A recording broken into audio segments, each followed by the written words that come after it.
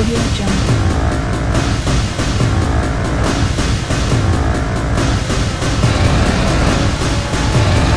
Audio Jungle.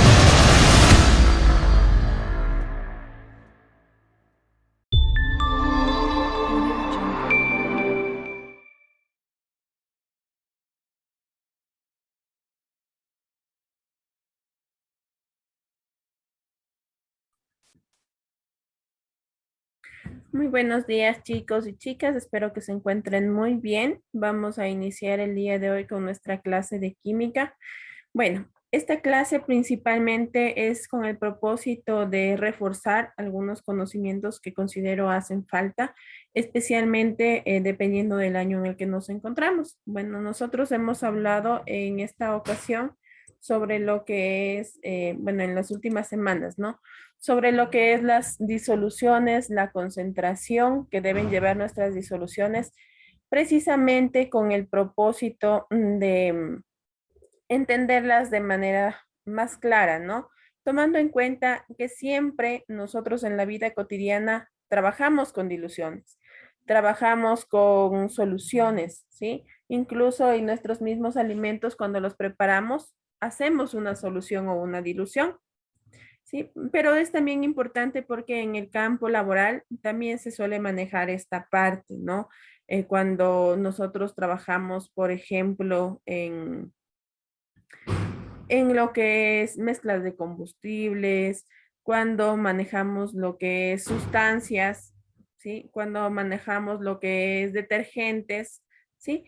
También hacemos diluciones nosotros, ¿no? Incluso cuando vendemos jugos, ¿sí? Preparamos una disolución.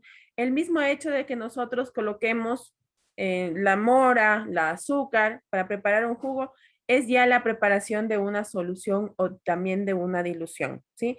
Porque mientras más cantidades de agua le coloquemos, más estamos diluyendo la sustancia, ¿sí? Entonces, hemos visto algunas unidades que nos pueden presentar las soluciones y las diluciones, como es la molaridad, el masa volumen, los ppms, ¿sí? Normalidad, que nos ayudan principalmente a determinar. Una de las más utilizadas dentro de lo que es química es la normalidad, la molaridad, que es mol sobre gramos, ¿sí? Precisamente por las pequeñas cantidades que se suelen utilizar dentro de química para la preparación de sustancias, ¿no?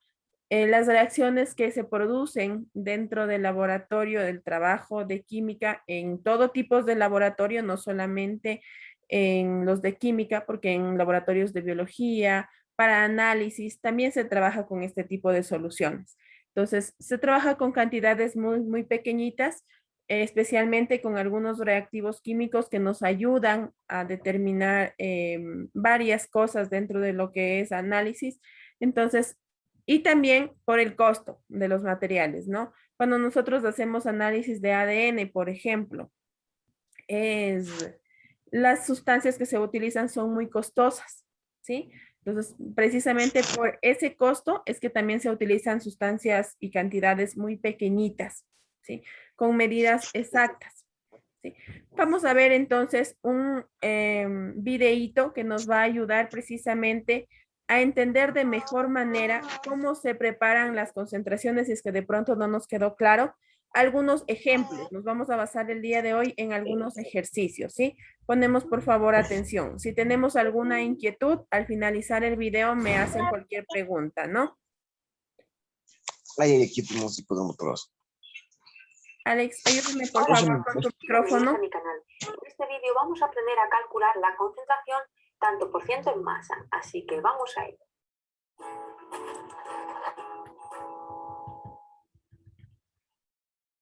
Antes de comenzar, vamos a recordar qué son las disoluciones. Las disoluciones son mezclas homogéneas, en las cuales tenemos componentes que se mezclan, ¿vale?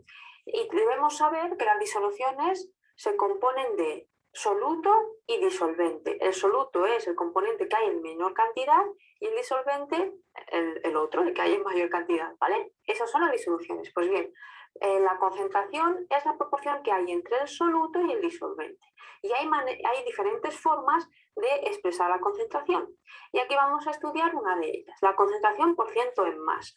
¿Y cómo se calcula? La concentración por ciento en masa se calcula estableciendo la relación entre la masa de soluto y la masa de la disolución. Cuidado, disolución es la mezcla total, no el disolvente. Cuidado que aquí es un error típico confundir disolución con disolvente, ¿vale? Y lo multiplicamos todo ello por 100 porque estamos hallando una concentración en porcentaje, ¿vale? Lo vamos a poner en forma de porcentaje, por eso multiplicamos por 100. Cuidado que esto también es error típico. Cuando os aprendéis las fórmulas y os ponéis a hacer los ejercicios, muchas veces se os olvida en las concentraciones de porcentaje o se os olvida multiplicar por 100, ¿vale? Que no se os olvide ese por 100, ¿vale? Porque es un porcentaje.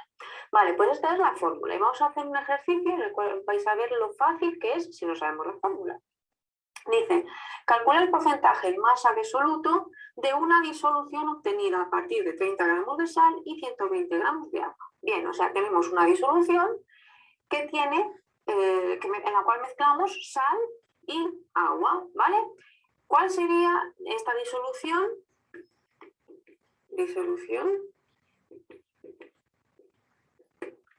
Vamos a poner sal más agua,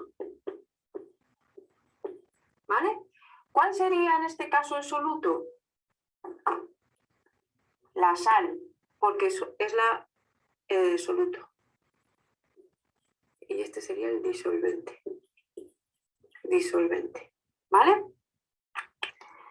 La sal, ¿por qué sabemos que es la sal? Porque solo hay 30 gramos, es decir, lo que hay en menor cantidad es el soluto. Pues tenemos 30 gramos y de agua tenemos 120 gramos. Por lo tanto, en total de la disolución tenemos 30 más 120, 150 gramos, ¿vale? Este cálculo es necesario, ¿por qué? Porque para hallar la masa, el porcentaje en masa, necesitamos la masa del soluto que la tenemos, que es 30 gramos, el soluto que es la sal. Y la masa de la disolución, que es el total, el soluto más el disolvente. La masa de la disolución, aquí la tenemos, son 150 gramos. Pues bien, ya tenemos los datos, entonces ya podemos operar.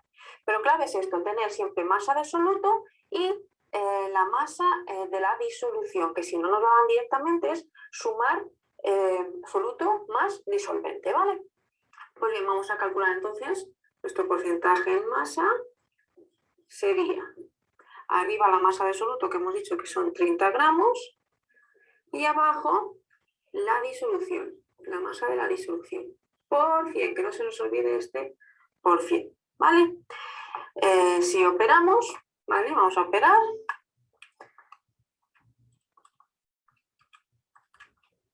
Nos sale 20%. 20%. ¿Vale? Una cosa que hay que tener en cuenta. Normalmente se trabaja con gramos. Pero si no os dicen nada, y vuestro profe además no pone pegas en ello, y tenéis los dos datos en la misma unidad, no tiene por qué ser específicamente gramos. Con tener los dos en la misma unidad, basta, ¿vale? Porque aquí como damos el dato en porcentaje no nos influye. Lo único es eso, tener cuidado que sea la misma unidad. Pero aquí os he puesto cuál es la típica, la que se suele utilizar siempre. Se suele trabajar con gramos, ¿vale? Pues bien, ¿esto qué quiere decir? Que en esta disolución en la cual... Ojo en esta parte, ¿no? Se puede trabajar con otras unidades también, pero tienen que ser unidades de masa, ¿sí? Ejemplo, podemos trabajar con kilogramos, podemos trabajar con miligramos, con nanogramos, ¿sí? Pero deben ser unidades de masa, ¿no? Porque precisamente estamos hablando de porcentaje en masa, ¿sí? En porcentaje en masa no podemos trabajar con mililitros porque ya sería parte de volumen. Ojo con esa parte nada más. Estamos buscando sal con agua, un 20% es sal, ¿vale? El 20% de la disolución es sal. Vamos a hacer este segundo ejercicio, vamos a leer el problema y vamos a identificar cuáles son los datos que nos dan y qué es lo que nos pide. El porcentaje en masa de yoduro de potasio en una disolución es del 2%. ¿Qué cantidad de esta sustancia está disuelta en 25 gramos de esa disolución? Pues bien, Aquí tenemos una disolución en la cual uno de los componentes es yoduro de potasio. Y nos dan el porcentaje en masa. Nos dicen que el porcentaje en masa es del 2%. O sea que aquí nos están dando ya este dato. Porcentaje en masa, 2%. ¿Qué más nos dicen? Nos preguntan qué cantidad de esta sustancia, es decir, el yoduro de potasio, que como es uno de los componentes de la disolución, vamos a suponer que es el soluto, ¿vale? El soluto nos dice, nos preguntan qué cantidad de soluto, o sea, la masa del soluto nos la preguntan. ¿Y qué nos dicen? ¿Qué cantidad de esta sustancia, de este soluto, hay disuelta en 25 gramos de la disolución? Es decir, masa de la disolución, 25 gramos. Es decir, tenemos estos dos datos, el porcentaje en masa y la masa de la disolución, y nos preguntan la masa del soluto. Es otro ejercicio típico, ¿vale? Que nos pregunten no el porcentaje en masa, sino uno de estos dos datos. En este caso, el dato que nos preguntan es la masa del soluto. Pues aquí hay que saber despejar, ¿vale? Entonces, el porcentaje en masa lo tengo, ¿vale? El porcentaje en masa es 2%. La masa del soluto, masa soluto es mi incógnita. La masa de la disolución, 25 gramos. Y multiplico por 100, que no se nos olvide, ¿vale? Entonces, ¿cómo despejo la masa del soluto? ¿Vale? Os voy a ayudar a ir despejando paso a paso si queréis, para no hacernos un lío. Como el 100 está multiplicando aquí, si queréis ponerlo mejor de esta manera, así lo veréis mejor. 100 está multiplicando a la masa soluto, como si fuera una X, ¿vale? Si queréis poner una X y os facilita la operativa, luego acordaos de que la X es la masa del soluto, ¿vale? Partido de 25 gramos, ¿vale? El 25, como está dividiendo, pasa multiplicando. Entonces, 25 gramos por el 2% es el 100 por la masa del soluto. Y ya, como tengo la masa del soluto aquí y el 100 está multiplicando, pasa al otro lado dividiendo. Por lo tanto, la masa del soluto es 25 gramos por el 2% entre 100. Esta es la masa del soluto. Si hago esta operativa,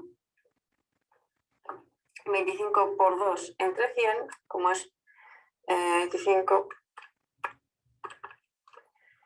0,5. ¿Y qué unidad? Gramos. La masa del soluto la damos en gramos. 0,5 gramos de yoduro de potasio, ¿vale? Que es la sustancia que nos piden. Sería esa la masa de nuestro soluto. Como veis, una vez que sabemos la fórmula y saber despejar también, ya tenemos prácticamente todo ganado. Identificad bien en el problema de esa disolución cuáles son los datos que tenéis, si el soluto, si el disolvente, si la disolución, si el porcentaje en masa, y con eso ya jugáis para sacar vuestros datos. Acordaos que la masa de la disolución es la suma de la masa del soluto más la masa del disolvente. En muchos problemas os dan directamente la masa de la disolución, como en este caso, pero en otros, como el anterior que hemos visto, os dicen la del soluto y la del disolvente, y tenéis que acordaros de esto, de que es la suma de ambos componentes, ¿vale? Pues como veis es muy sencillo sabiendo la fórmula y sabiendo despejar. Si no os gusta lo de despejar, quedaos con esto, que la masa del soluto es multiplicar arriba el porcentaje en masa por los gramos de la disolución, dividirlo entre 100. Si queréis aprender directamente esto para no andar despejando, allá vosotros.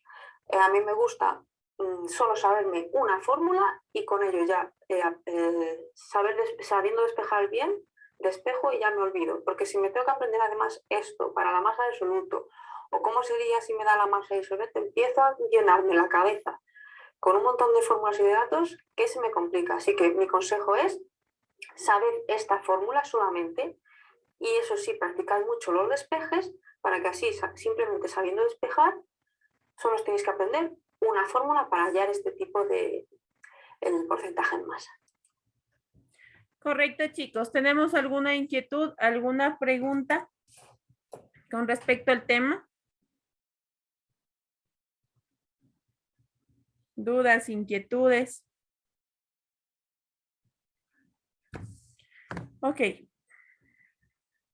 Este video nos sirvió para aclarar especialmente si tenemos alguna inquietud con respecto a cálculos de masa. También si usted tiene alguna inquietud sobre los otros porcentajes, tomando en cuenta que de igual manera se trabaja con despeje de fórmulas en las diferentes tipos de concentraciones, ¿no? Que podemos calcular. ¿Hay alguna inquietud, alguna pregunta? Caso contrario, usted tiene esta semana la evaluación del segundo parcial y la evaluación del segundo quimestre en el caso. Se les iba a tomar de manera digital, es decir, a través de un link. Sin embargo, hubo un pedido especial que se cambie esa parte, ¿sí? Como les había indicado la semana anterior, ustedes iban a tener una sola evaluación a través del link, pero nos han pedido, ¿no?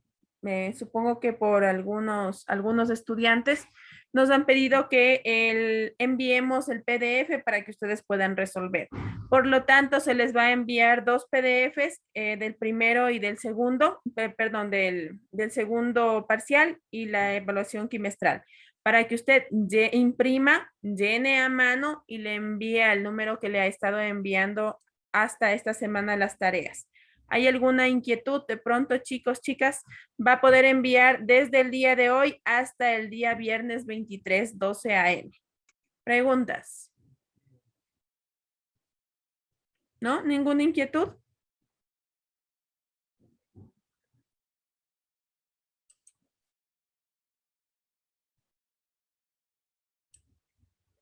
Chicos, chicas,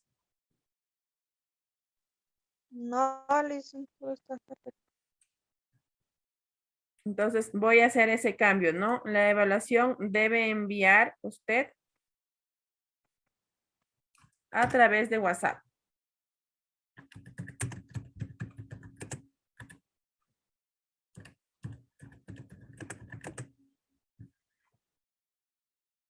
A través del WhatsApp institucional, ¿no? Para que haya la constancia y si es que usted vuelve a ver el video, recuerde eso.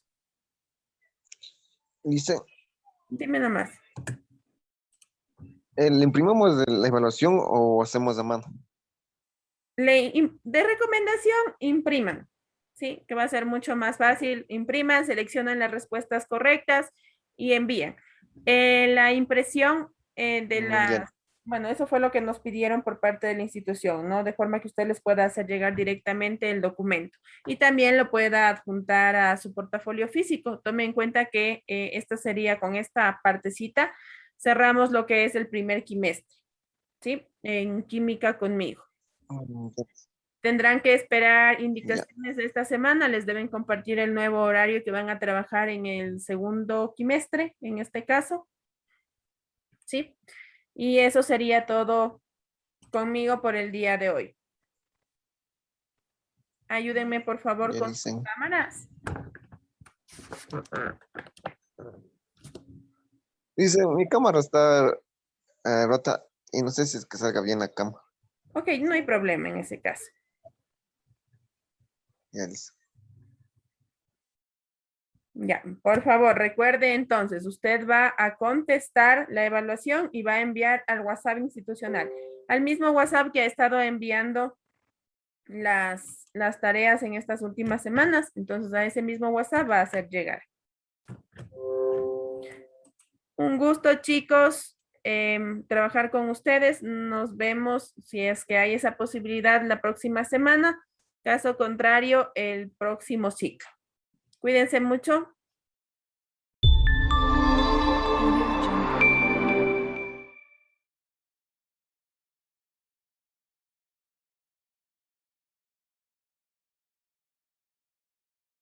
¿Cómo están, chicos? Sean bienvenidos por favor a esta clase virtual correspondiente a la semana número 10, asignatura de Historia para el segundo año de Bachillerato General Unificado.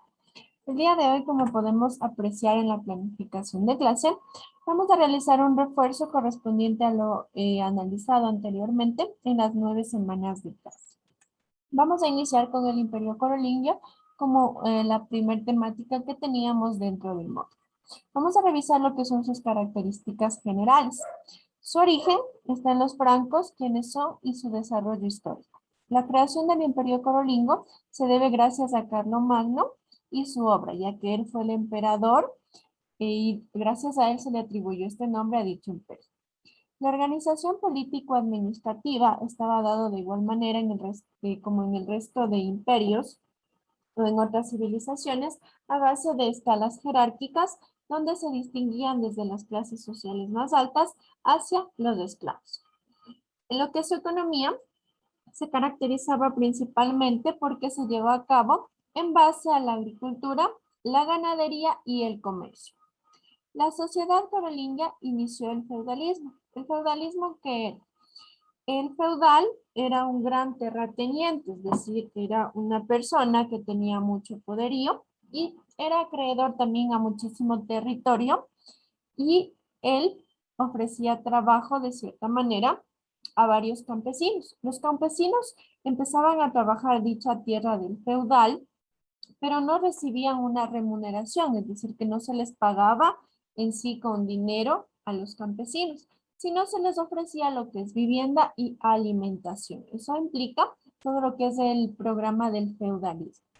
En cuanto a su cultura, la escuela palatina, Yaskigram y el arte carolingo. En esa escuela se empezó a fomentar algo de letraje, es decir, de empezar a enseñar a leer y escribir, obviamente a las clases sociales más altas, para que puedan ocupar puestos a cargo o cerca del emperador. El cristianismo. ¿Cuál es el origen del cristianismo?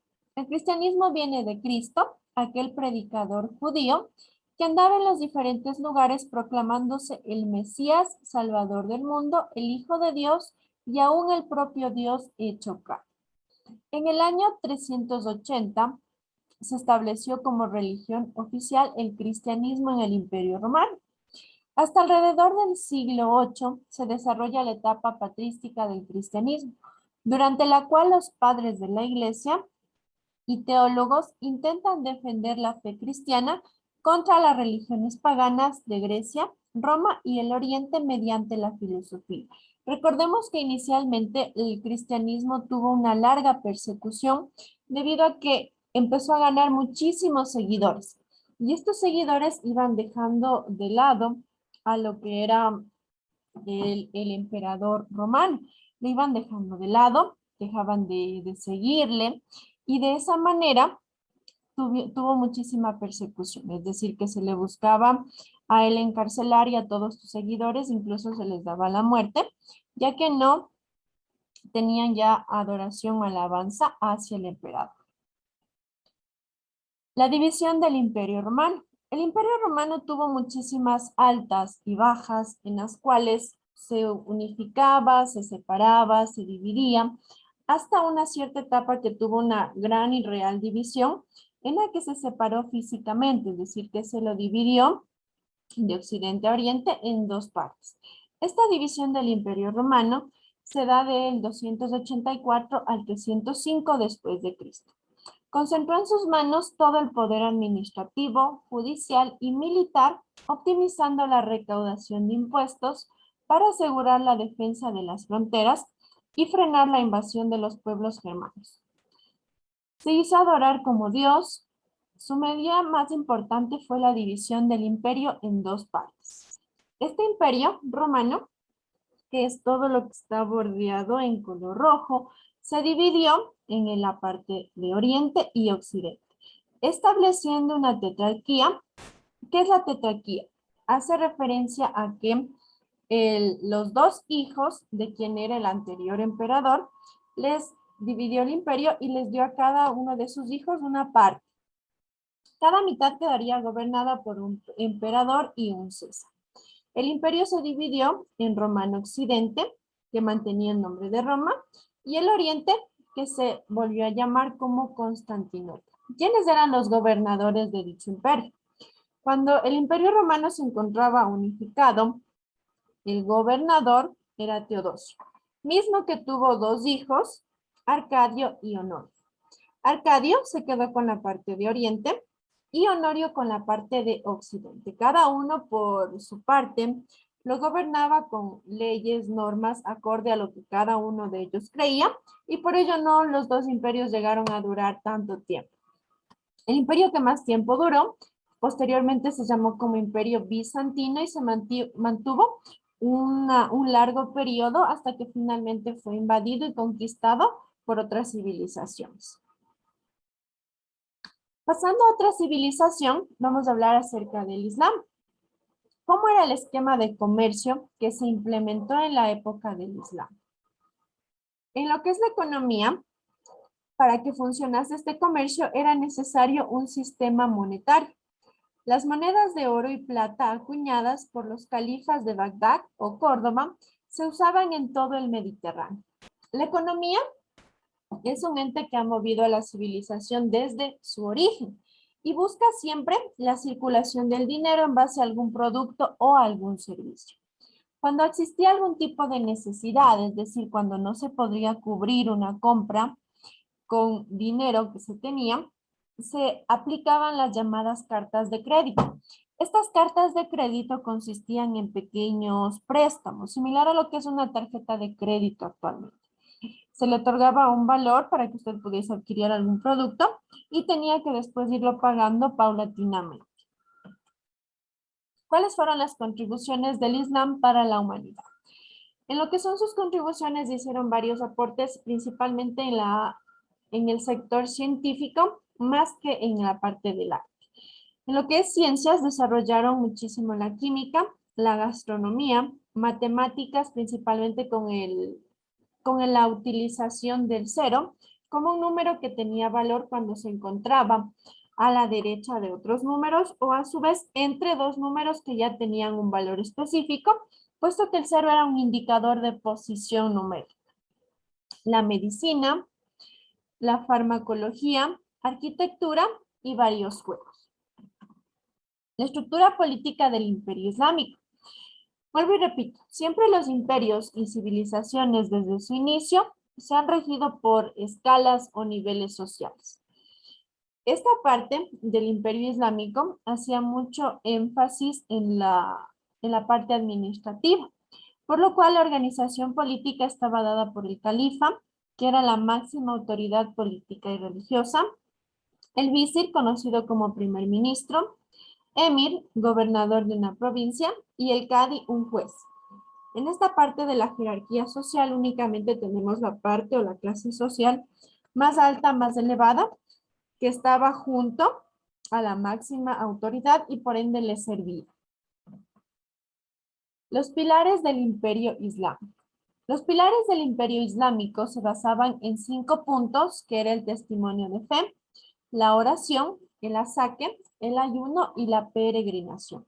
Cada uno de estos pilares eran fundamentales para su vida y en base a ello siempre cumplían cada cosa que era atribuida por dicho pilar. El testimonio de fe implicaba dar a conocer al resto de la población todos los beneficios que habían recibido por su Dios. La oración se la hacía siempre a una hora determinada, no importaba que ustedes estén en la calle, que estén en clases, en donde estaban, sonaba una pequeña campana y era el tiempo de oración, de tal manera que todas las personas se arrodillaban y de esa manera podían orar en ese preciso momento. El asaque es una proporción fija de la riqueza personal que debe tributarse para ayudar a los pobres y a los necesitados. Es más o menos similar al diezmo que hacen en la iglesia cristiana, si no me equivoco. El ayuno implicaba todo un día en el que no debía ingerir ningún tipo de alimento ni de agua. La peregrinación es como las caminatas que se hacen a las grutas de vírgenes o demás, es decir, que van llevando dicha imagen y el pueblo camina hasta llegar al lugar donde se le va a colocar. El profeta más representativo del Imperio Islámico, identificado como Mahoma y conocido como el último real y verdadero profeta.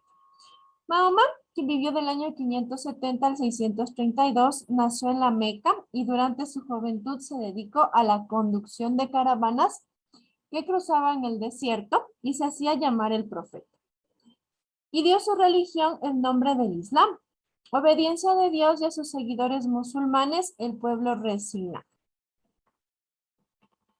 Listo, chicos. Por favor, hemos revisado todo lo concerniente al refuerzo o resumen de lo que hemos analizado en las 9 semanas de clase anteriores. Se les ha indicado, por favor, lo más esencial y necesario para que ustedes puedan rendir una buena evaluación. En esta imagen podemos encontrar, por favor, lo que son datos del docente. Tenemos mi nombre, número de teléfono, correo electrónico, horario de atención, designado del día lunes a jueves de 4 a 6 de la tarde. En ese horario nos vamos a comunicar, por favor, si tienen algún tipo de duda o inquietud respecto a la evaluación parcial. Por favor, como indicaciones generales, vamos a colocar la asistencia mediante chat de Zoom, poner por favor los dos nombres y los dos apellidos. Se les recuerda que esta semana no tienen ninguna tarea, ya que vamos a desarrollar la evaluación trimestral. Es decir, que su tarea sería en sí su evaluación, misma que vamos a enviar hasta el día viernes próximo 12 del mediodía. Listo, chicos, por favor, si tienen alguna duda, inquietud, sugerencia, la podemos dar a conocer en este momento para poderles ayudar a solventar. Me ayudan habilitando sus cámaras para registrarles la asistencia del día de hoy.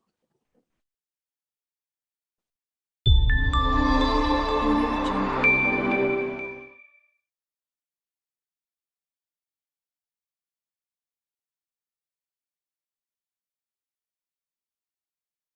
Y posteriormente doy paso a la captura, ¿no? Y empezamos en lengua y literatura para segundo de bachillerato, ¿no? Tenemos el resumen. El resumen es un escrito que permite al lector informarse del contenido de un texto escrito. Estas pueden ser conferencias, disertaciones o incluso de las clases diarias de un profesor. Según el diccionario de la lengua española, de la RAE, resumir es reducir a términos breves y precisos o considerar tan solo y repetir abreviadamente lo esencial de un asunto o materia. Es decir, es una representación abreviada y precisa del contenido de un texto oral o escrito sin interpretación ni crítica y sin mención expresada del autor del resumen, ¿no? En síntesis vamos a poder decir que resumir es abreviar.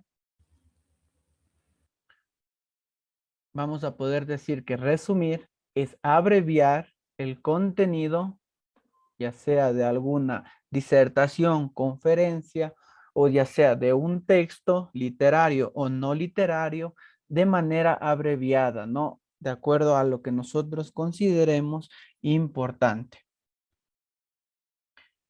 ¿Cuál es la estructura general de un resumen? ¿No? Primero tenemos la referencia. La referencia denota, identifica y localiza el documento original.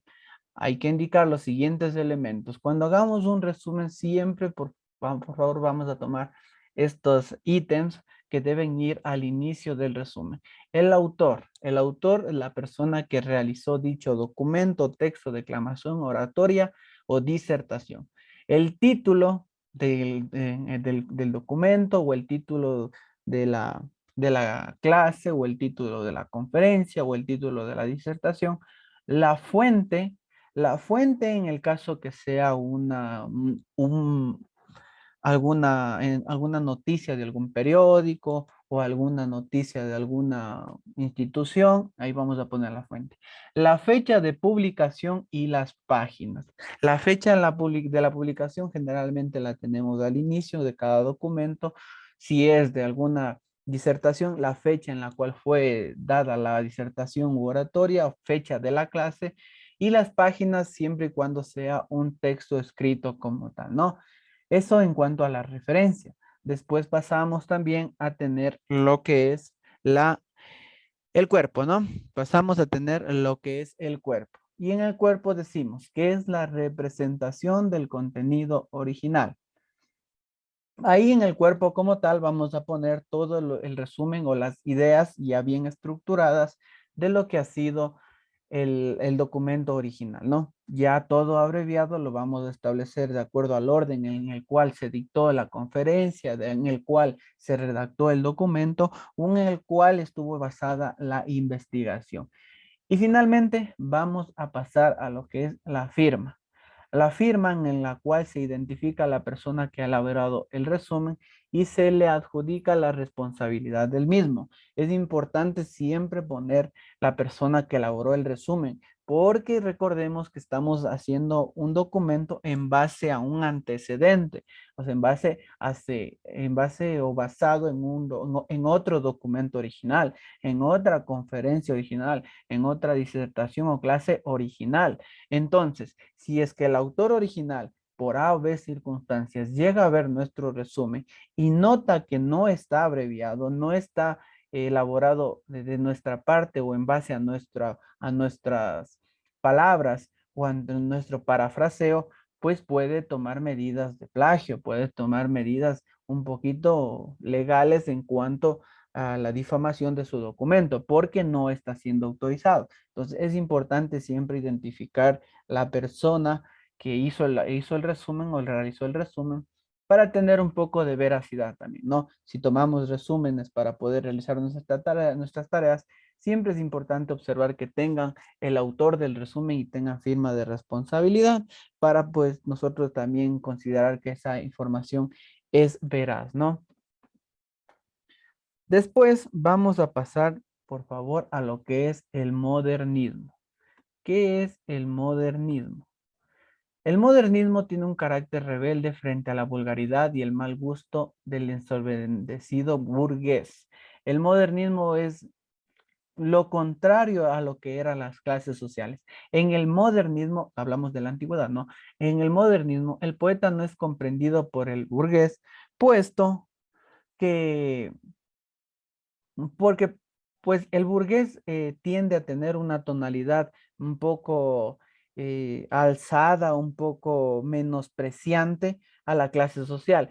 De ahí parte el modernismo, que está en contra de toda esa diferencia o ese maltrato o discriminación a las clases sociales menores a la clase alta, ¿no? Entonces el poeta no es comprendido por el burgués y queda marginado de su corte.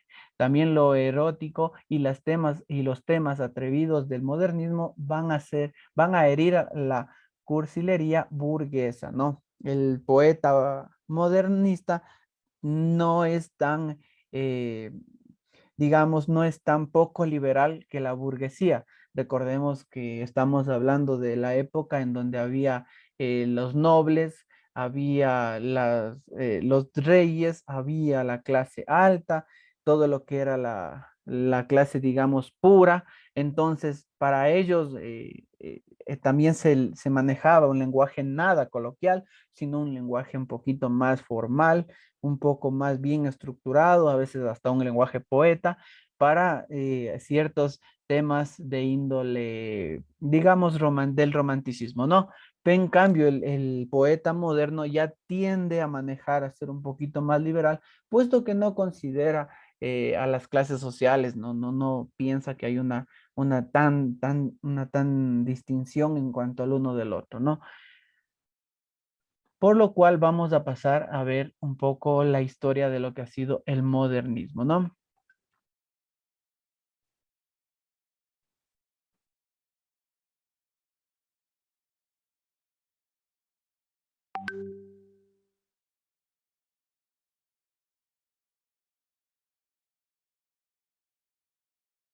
Observar lo que han sido algunas pues temáticas de lo que es el modernismo, un poco entrándonos al concepto.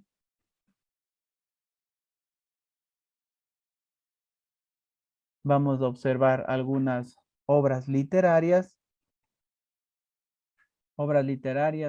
un poco entrándonos a la transición de lo que es el modernismo. Se encontraba en situación de iniciar el proceso de renovación industrial. El poder burgués, convertido en la nueva aristocracia moderna, controlaría no solo la economía, sino el gusto artístico de la época, que cada vez se hacía más decadente.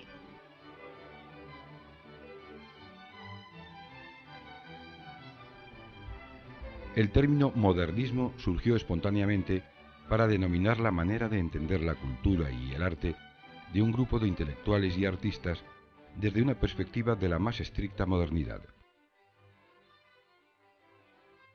Frecuentemente sus coetáneos les tildaron de rebeldes provocadores por su postura abierta y liberal, unida a una cierta extravagancia en el vestir.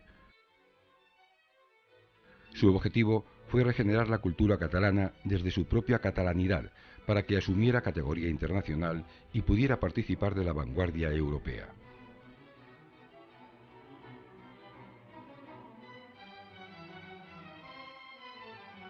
Los primeros indicios de regeneración datan de principios de 1890, coincidiendo con el traslado de algunos artistas catalanes a París. Santiago Rusiñol, Miquel Utrillo, Ramón Casas y Enric Clarasó. La incidencia de la obra de estos jóvenes en la plástica catalana fue notable. De sorpresa y de rechazo en un principio ante una pintura que no acertaban a comprender, en apenas 2 años, aquellos artistas se ganaron al público y se convirtieron en los pintores de moda de la clase acomodada, acostumbrándola así a una nueva sensibilidad artística. Esta, ciertamente, jamás fue tan vanguardista como la vanguardia europea. Fue modernista porque, siguiendo la tónica de la época, incorporó todo aquello considerado nuevo y actual. El influjo mayor que recibió la escultura catalana procedió de Auguste Rodin, a la sazón la figura más prestigiosa de Europa. Los escultores catalanes, en su mayoría católicos convencidos, sólo asimilaron aspectos de forma y composición, alejándose de los de sentimiento. La arquitectura modernista se planteó como una doble manifestación de la realidad social. Por un lado, la de ser expresión de una época próspera. Por otro, la de representar un sentimiento nacionalista muy arraigado en la sociedad catalana. Elementos tomados del estilo gótico, el mudéjar de origen árabe o el barroco ayudaron, junto a la utilización de nuevos materiales para la construcción, como el hierro, cristal, hormigón, a formular una arquitectura personal y propia de Cataluña. Fue una empresa generalizada en la que todos, tanto los arquitectos titulados como los maestros de obras, aportaron su grano de arena en la expansión del modernismo. Figuras como Domènech y Muntaner, Jujol, Puig y Cadafalch hicieron que el movimiento se extendiera por toda Cataluña, e incluso más allá, como Antoni Gaudí, que llegó hasta el corazón de Castilla, Astorga y León, o la costa de Cantabria, Comillas. Esta es la razón de que la arquitectura catalana posea un toque especial que la hace diferente a otros estilos paralelos en Europa. Combina aspectos de la más estricta modernidad con otros derivados de la tradición arquitectónica catalana y española. A esta particular combinación debemos unir la animada decoración, que busca los temas en el pasado y en la naturaleza para ejecutarlos con medios del más puro sentido artesanal. El modernismo se convirtió en el estilo emblemático y más representativo de Cataluña y de la sociedad burguesa y capitalista de la época de entresiglos. En el estilo modernista se ejecutaron todas las tipologías arquitectónicas, desde casas de vecinos a grandes mansiones de veraneo, hospitales, escuelas, iglesias, conventos o fábricas y bodegas. De esta manera, el modernismo ha dotado a Cataluña de un rasgo identificativo que se ha manifestado crucial para su identidad presente y futura.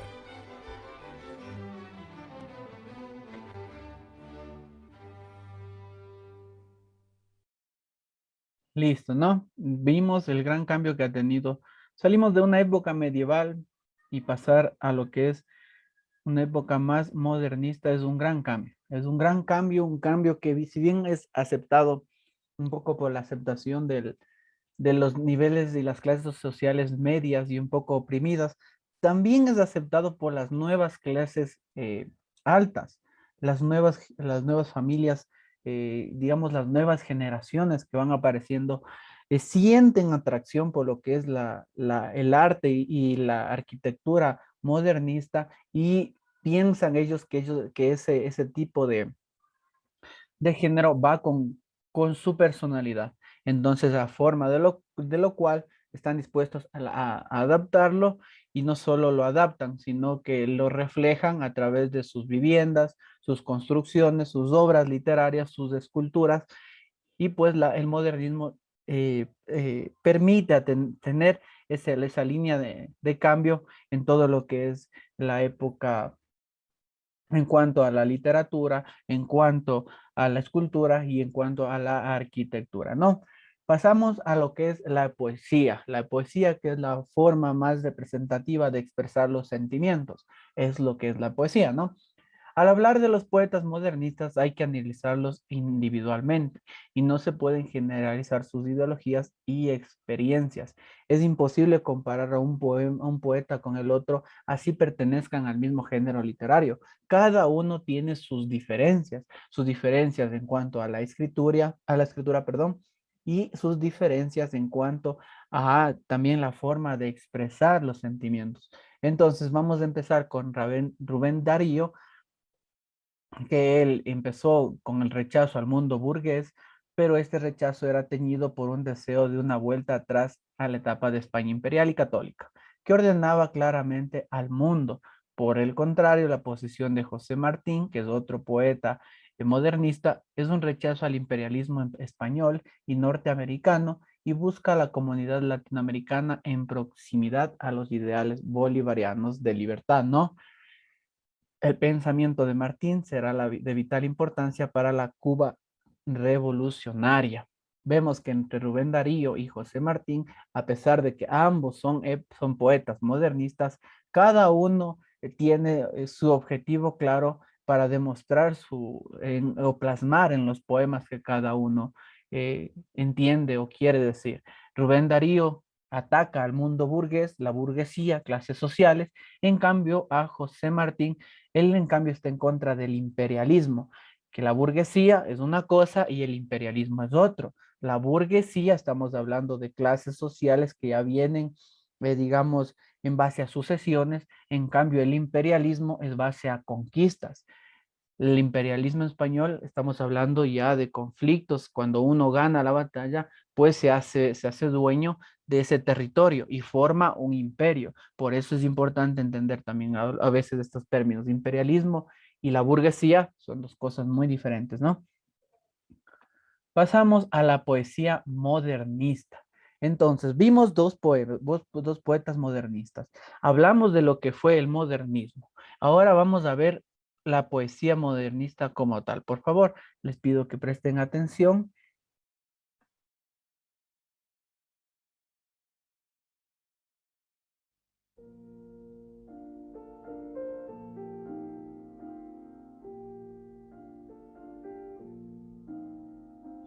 El contexto histórico de esta época viene determinado por el desastre del 98, que supuso la pérdida de las últimas colonias españolas, Cuba, Puerto Rico y Filipinas, y la crisis del sistema político de la Restauración, el bipartidismo.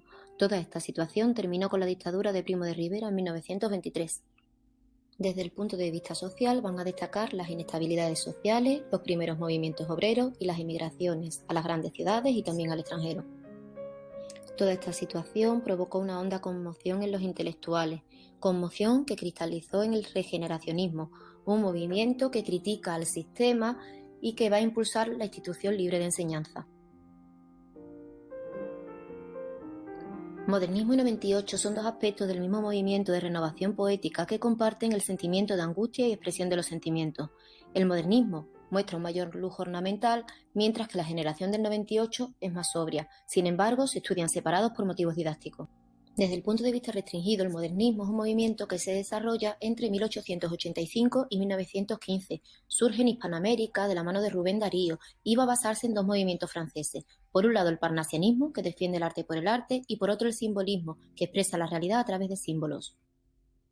En cuanto a las características del modernismo, podemos señalar el culto a la belleza sensorial, el gusto por la estrofa pulcra y cuidada, la expresión de lo subjetivo en dos vertientes, por un lado lo exterior al poeta que se observa en el exotismo y por otro la intimidad sentimental, también el tono aristocrático y exquisito y por último la defensa del arte por el arte. Los temas más importantes son la desazón romántica o angustia existencial, es decir, los poetas no encuentran su espacio en la realidad, la evasión en el tiempo, sobre todo a la Edad Media, y en el espacio, fundamentalmente a Oriente, el cosmopolitismo, sienten devoción por París, el amor y el erotismo, y los temas americanos y lo hispánico. Si nos fijamos en la métrica y el estilo, vemos que los poetas usan metros tradicionales junto con otros atípicos, como el alejandrino y el dodecasílabo, huyen de la frase hecha y emplean vocablos exóticos o ocultismo, utilizan con profusión las figuras retóricas y es una literatura de los sentidos, por eso aparecen instrumentos musicales, colores, piedras preciosas, etc. Entre los autores modernistas podemos destacar al nicaragüense Rubén Darío, que escribe obras como Azul o Prosas profanas, al sevillano Manuel Machado, con obras como Alma, Apolo o Cante Hondo, y a otros como Eduardo Marquino o Francisco Villaspesa. Por su parte, la generación del 98 es una denominación acuñada por Azorín en una serie de artículos de ABC, donde recoge autores como Pío Baroja, Unamuno, Maestu, Valle Inclán, Machado y él mismo, todos nacidos entre 1864 y 1875, y muchos de ellos además participan también del modernismo. Los temas más importantes de esta generación son el tema de España, de la que critican su situación de decadencia, el paisaje, y se centran sobre todo en Castilla, el gusto por la historia y sobre todo por la intrahistoria, el anhelo de europeización, las preocupaciones existenciales y el problema religioso. El estilo de la generación del 98 se caracteriza por el uso de una lengua sencilla y sobre todo un claro antirretoricismo, el empleo de palabras terruñeras y de una sintaxis sencilla y la preferencia por las oraciones coordinadas y los párrafos breves. Entre los autores más importantes podemos destacar a Antonio Machado, que pasa de un modernismo intimista a reflejar preocupaciones 98istas, destacan sus obras Soledades, Galerías y otros poemas y Campos de Castilla, Miguel de Unamuno, que refleja sus pensamientos en los poemas, escribe obras como Poesías o Rosario de sonetos líricos, y Ramón María del Valle Inclán con obras como Claves líricas o La pipa de Kif. El novecentismo es un movimiento de origen catalán creado por Eugenio d'Ors hacia 1906 que rechaza las ideas anteriores y aboga por la europeización de España, una revolución cultural y la preparación universitaria. Para eso defiende un arte puro, se preocupan por la estética de la obra, tienen conciencia de representar la intelectualidad de la época y reflexionan sobre la política y la cultura. Estas obras se caracterizan por la deshumanización, es decir, no tratan los problemas del hombre, el intelectualismo, se centran en las ideas, el elitismo, quieren separarse de la sociedad, el rechazo del subjetivismo, el abandono de lo real, el rechazo del azar y la espontaneidad en el proceso creador.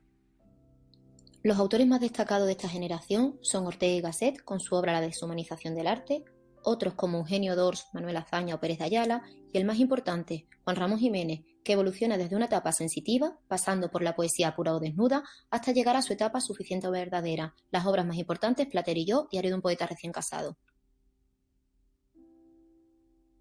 Con el término vanguardia nos referimos a una serie de movimientos de espíritu rebelde que surgen en Europa en los años de la Primera Guerra Mundial y que buscan romper con el arte anterior, ofrecer la interpretación que cada autor tiene de la realidad y defender la idea del arte por el arte. Se difunden fundamentalmente a través de revistas, en España a través de las revistas Prometeo y las revistas de Occidente. Vamos a centrarnos fundamentalmente en tres movimientos: el ultraísmo, el surrealismo y el futurismo. El ultraísmo es una vanguardia española creada por Guillermo de Torre que se caracteriza por la supresión de la rima y la puntuación, un estilo fuertemente metafórico, la eliminación de nexos y adjetivos innecesarios, la representación gráfico-visual del poema, la tendencia a la evasión y al juego y el canto a los objetos del mundo moderno. Autores más importantes: Rafael Cansinos José o Gerardo Diego con La sorpresa. El surrealismo surge en Francia de la mano de André Breton, Louis Aragon y Paul Éluard, busca el funcionamiento del subconsciente sin el control de la razón y se caracteriza por la incorporación del inconsciente al arte, el estudio de los mecanismos del sueño, la expresión de elementos oníricos, el uso del collage, la escritura automática y el cadáver exquisito. Trata temas como la crueldad, el sadismo, el humor negro y los autores son Alberti y Lorca. Por último, el futurismo surge en Italia de la mano de Marinetti, se caracteriza por el canto a los objetos del mundo moderno, la supresión de adjetivos y adverbios para otorgar rapidez al poema, la supresión de la sintaxis, el cambio de signos de puntuación por signos matemáticos, el uso del verso libre y la asociación libre de palabras. Escriben poemas futuristas Pedro Salinas y Rafael Alberti.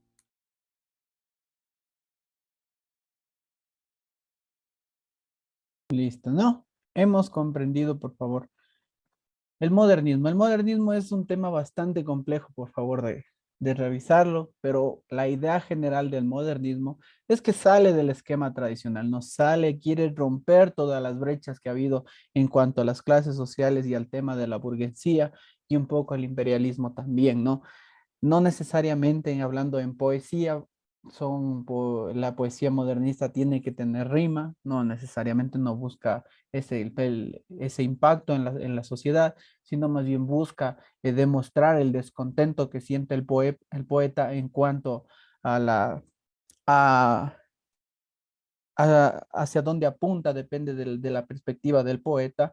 Ya vimos dos enfoques, que era el imperialismo y el burgués, y posteriormente vimos también ya a manera muy general lo que es el modernismo en su totalidad, ¿no? Y enfocada en el área de España específicamente, porque en España vamos a tener el esquema del cristianismo.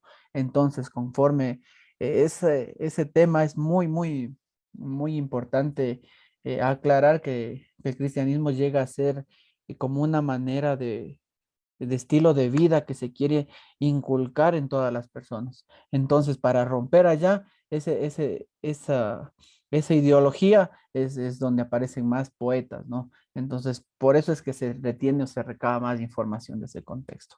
¿Alguna inquietud, alguna pregunta, por favor?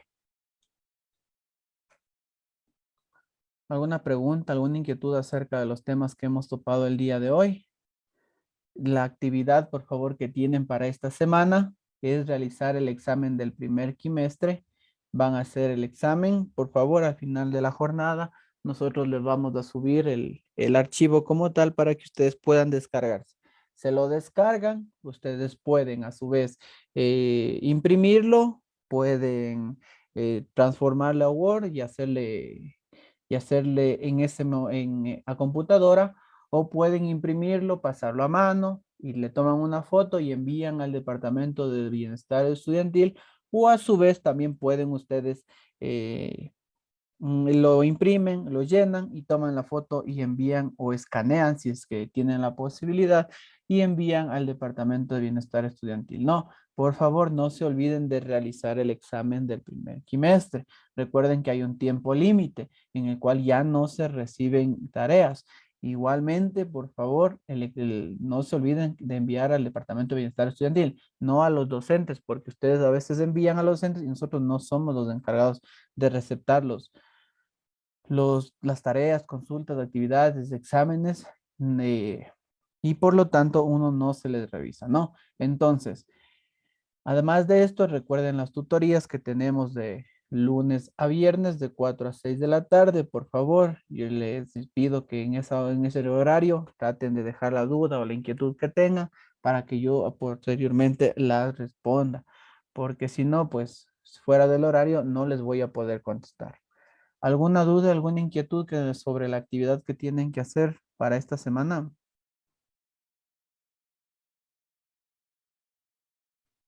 No, Lice.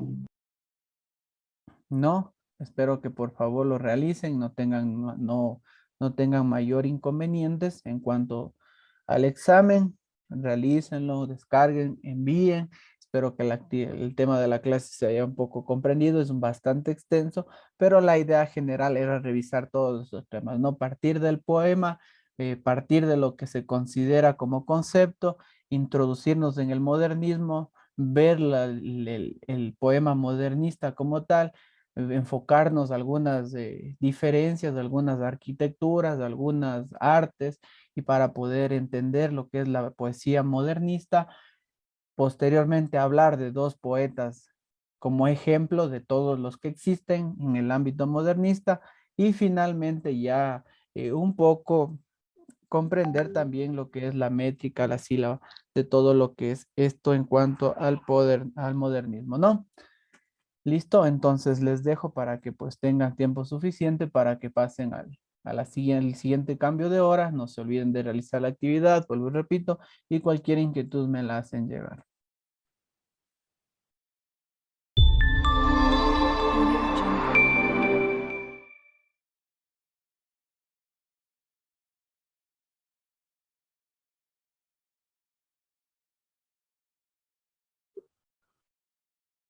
¿Cómo están, chicos? Sean por favor bienvenidos a esta clase virtual correspondiente a la semana número 10, asignatura de emprendimiento, para el segundo año de Bachillerato General Unificado. El día de hoy, como podemos apreciar en la planificación de clase, Vamos a realizar un refuerzo respecto a lo que hemos revisado y analizado en las 9 semanas anteriores de clase. Como primera temática dentro de nuestro módulo, teníamos lo correspondiente al IVA, que es un impuesto que se paga por cualquier tipo de bien o servicio que se adquiere. Este IVA es un impuesto de valor agregado, de ahí vienen sus siglas de IVA. En el Ecuador tiene un valor del 12%, que hace algunos años tuvo una pequeña fluctuación al 14%, pero de ahí se ha mantenido en estándar en lo que es el 12%. El SRI es una entidad conocida como el Servicio de Rentas Internas. Dicha entidad es la encargada de recaudar dichos impuestos como el IVA y el impuesto a la renta. En el SRI se puede realizar también lo que es el registro del empleador, ya que es una institución técnica y autónoma encargada de la administración y recaudación de los impuestos que están bajo su ámbito de acción. Entre los propósitos básicos del SRI está la difusión y capacitación de los contribuyentes respecto a sus obligaciones tributarias y la atención y resolución de las peticiones, reclamos y consultas que se le realicen. En los casos de evasión de tributos, aplican unas sanciones correspondientes conforme a la ley. La evasión de tributos, respecto a la evasión de tributos, se hace referencia cuando no se cancelan ciertos valores destinados ya por la ley de acuerdo a su orientación económica. El SRI tiene como objetivo general impulsar una administración tributaria moderna y profesionalizada que mantenga una relación responsable y transparente con la sociedad. Otorga especial importancia al fomento de una cultura tributaria que represente el verdadero compromiso para el desarrollo del país.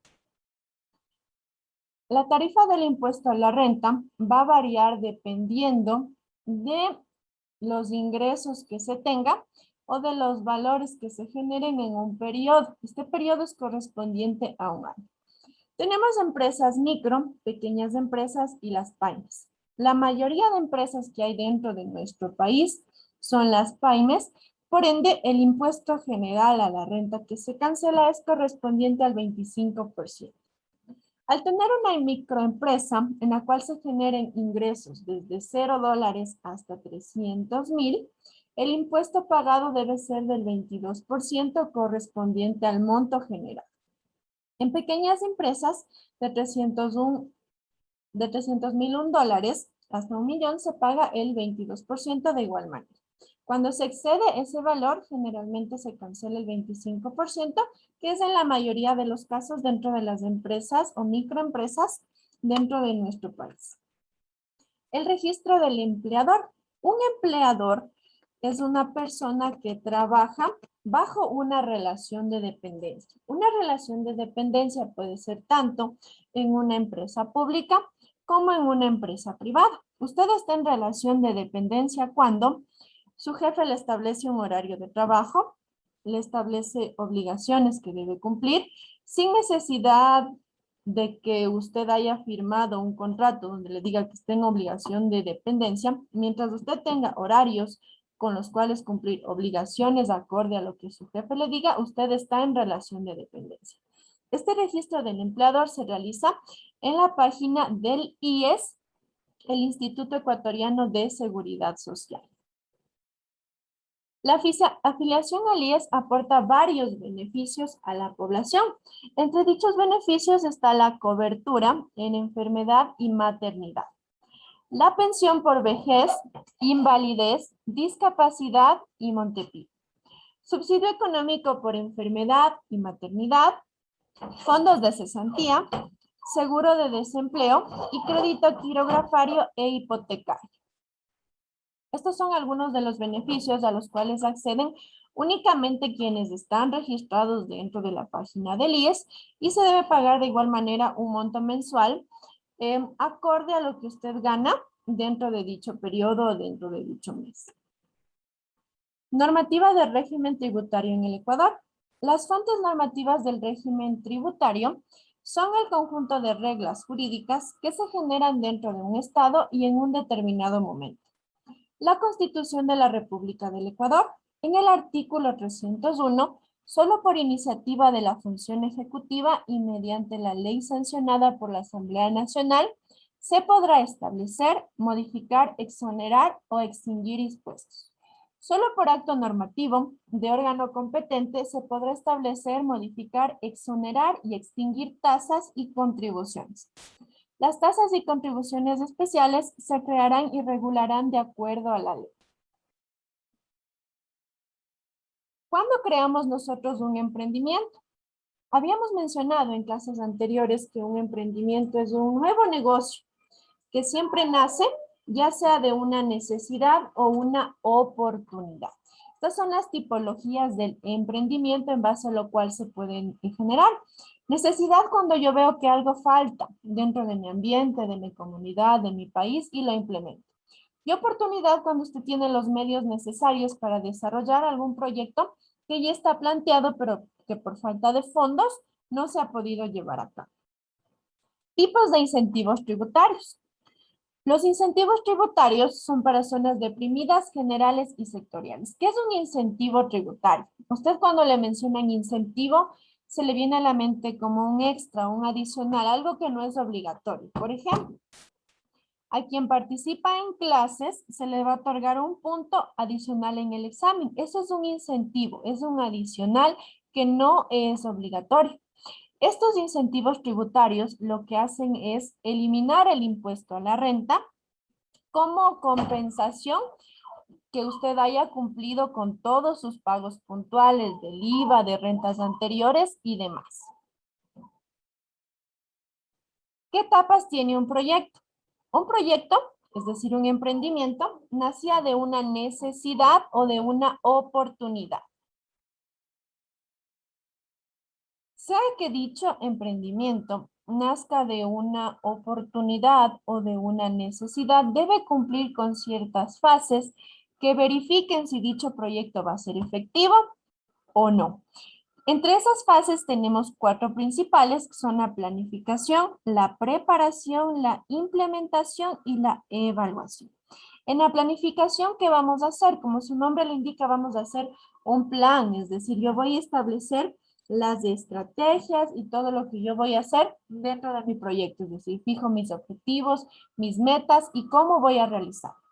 En la preparación, establezco los recursos o todo lo que necesito, es decir, necesito una cierta cantidad de dinero, veo si la tengo, voy a pedir prestada o cómo solvento la parte financiera y económica de mi proyecto. En la implementación ya es la puesta en marcha de dicho proyecto de cualquier tipo de ámbito que sea. Y finalmente, en la evaluación, yo analizo si todo lo que implementé funcionó de la manera adecuada o debo reanalizar el proyecto para ver qué cambiar, qué mejorar con la finalidad de que sea efectivo. Listo, chicos. Por favor, en esta presentación podemos apreciar lo que son datos del docente, como mi nombre, mi número de teléfono, correo electrónico y horario de atención designado del día lunes a jueves de 4 a 6 de la tarde. En esa hora nos vamos a comunicar, por favor, para cualquier tipo de duda o inquietudes que ustedes tengan respecto a la evaluación quimestral. Como indicaciones generales, por favor, vamos a ubicar nuestra asistencia mediante el chat de Zoom. Colocamos 2 nombres y 2 apellidos. Cabe recalcar que esta semana no tienen tarea propiamente, pero deben realizar la evaluación quimestral, de tal forma que su tarea sería su evaluación. Dicha evaluación la vamos a enviar, por favor, hasta el día viernes próximo, 12 del mediodía. Podemos entregar ya nuestra evaluación contestada. Dicha evaluación se les va a enviar en formato PDF para que ustedes lo puedan imprimir y de esa manera la puedan llenar y enviar al número de WhatsApp designado para tareas. Muchísimas gracias, chicos, por su participación. Si tienen cualquier duda o inquietud, por favor, háganmela conocer para poderles solventar. En este momento me ayudan, por favor, habilitando sus cámaras para registrar la asistencia del día de hoy.